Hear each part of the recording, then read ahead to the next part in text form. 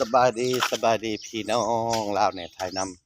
ำลงมาวัดมาเนี่ยเห็นบักม่วงหล่นพี่น้องอ๋อบักม่วงหล่นฝนตกลมมื้อซืนนี่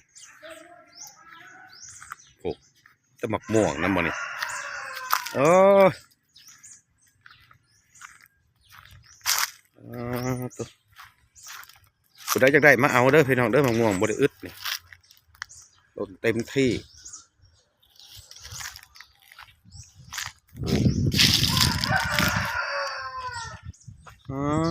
โธ่หมักม่วง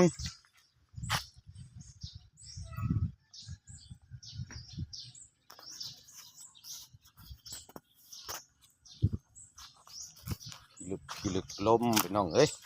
ทั้งลมทั้งฝนมื้อซ่านมื้อซื่นนี่นี่เป็นหมักม่วงของคุณคูณตัวผู้ใด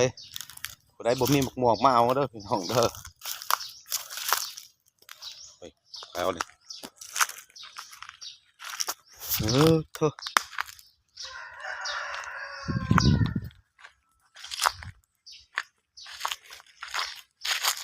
หมักม่